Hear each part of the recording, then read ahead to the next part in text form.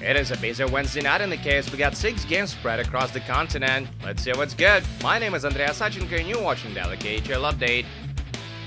We're gonna kick things off in Khabarovsk where Sibir made Amur for the third time in less than 2 weeks. The Tigers break the ice meter to the second. Sergei Dubakin scores on the team he's loaned from. Nikita Gribankin with the cross-ice dish. And a few minutes later, rookie sensation Yaroslav Likhachov nets an absolute beauty of a great individual effort for his 15th goal of the year to double the lead. Amur put it away meter to the third. Jan Drost throws another one past Anton Krasotkin and that's game. Yanis Kalinic took 27 shots for his first shutout with the Tigers, and Amur enjoyed a 3-0 win on home ice.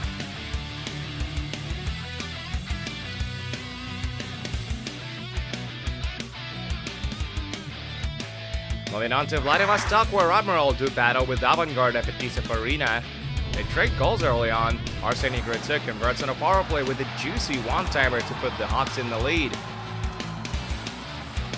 But just 23 seconds later, rookie Anton Berlok buries the rebound to tie it up, while Nick Metalnikov with their original shot.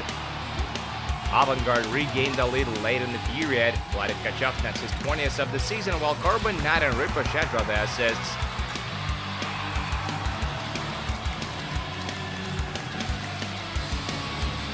The Sailors get back even in the second with a power play tally. Pavel Shamp finds the back of the net to make it a 2-2 hockey game.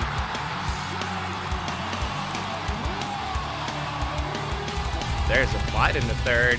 Reid Bouchette drops the gloves with Dinar Hamidullah. A decent scrap and it's Hamidullah who comes out on top.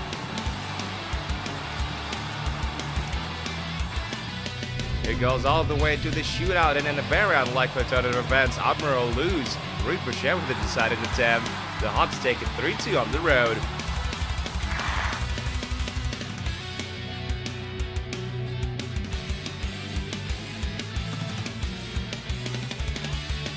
Yeah, rivalry is what we got for you next. Red Hot Akbars take on Boris.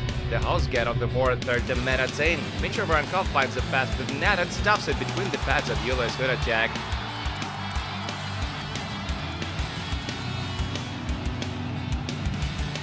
Kazakhstan side finds an equalizer right before the intermission. Adil Beketayev puts the puck on net and Anton Sagadev gets the last touch on it.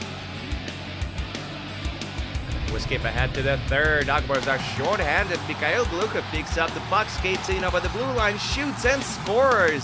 Glukhov gets a shorthand, that proves to be enough. Kazin enjoy another narrow win and climb on top of the Eastern Conference. 2-1 is your final.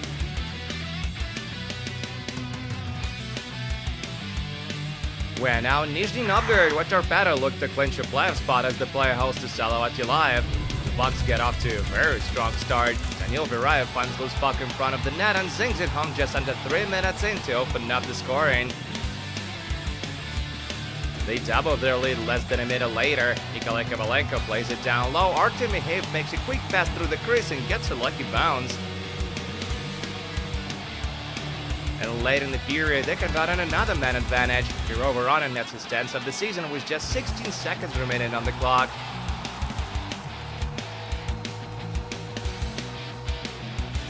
It doesn't get any better for Salovat in the second.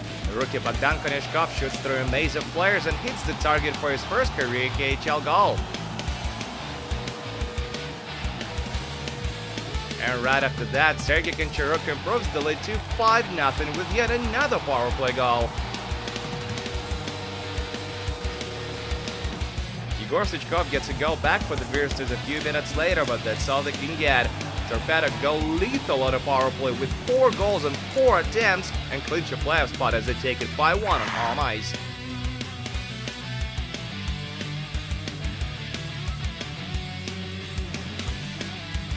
And now to St. Petersburg, where SKA looked to bounce back after a narrow loss to Loko 4 nights ago.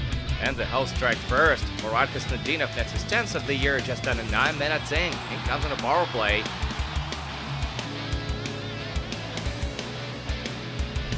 Loko tied up early in the second. Georgi Ivanov tries to feed it to the slot. The puck goes up in the air and rookie Grigory Griznov gloves it into his own net. Lucky break for Loko and it's 1-1. The Virstas gained the lead later in the period. Alexander Yelesin shoots from open ice, chaos ensues, and Mikhail Belayev is credited with the goal. No scoring after that. St. Petersburg had a chance to force OT late in the third, but Marat Kairolan failed to beat Danil Asayev.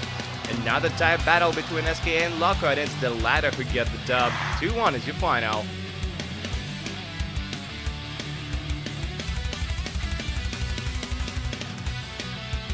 Last game of the night is a barn burn, and it takes place in Moscow. Kunlun Red Star visit defending champs Red Army. The Dragons jump to a quick 2-0 lead in the first. Colin Campbell beats Vsevolod Skotnikov from a tough angle to open up the scoring. And then Brandon Eve ends his 6-game drought as he gets his lumber on Zach Leslie's shot from midpoint for a power play goal. Red Army respond 2 minutes later with a power play goal of their own. Mikhail Grigorenko hits the 2-1 and it's 2-1 after 20. The red and blue even it up less than a minute into the second. Tahir Mingachev finds himself all alone in front of the net and he makes no mistake. Either through the period, the Dragons get the puck on the forecheck and Jake Chelo sends it home to give Red Star a 3-2 lead.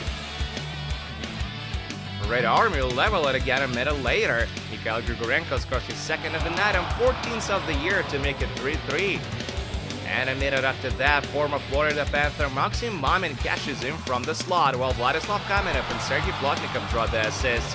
That gives Red Army a 4-3 lead heading into the third. A few minutes into the stanza, Prokhor Poltapov checks it to the slot and Tahir Mingachev scores his second of the night. He's got 10 on the season now and it's 5-3. Later in the period, Ontario native Colin Campbell steals the puck on the forecheck and scores his second of the night as well to make things interesting. But Red Army closed it out soon enough. 38 seconds later, Mikhail Grigorenko picks up his third point of the game as he beats Pavel Kornaukov for his 10th of the year. And less than a minute later, Prokhor Poltapov crushes the net and Maxim Sorkin finishes the job. Defending champs get a sloppy win on home ice and clinch the playoffs. 7-4 is the final. And that's it for a daily KHL update, but do come back tomorrow for 2 more games. Vitas will face Sochi while Metalurg will visit Dynamo Minsk. My name is Andrea Sachenko, thank you guys so much for watching, and don't forget to check back with us this Thursday.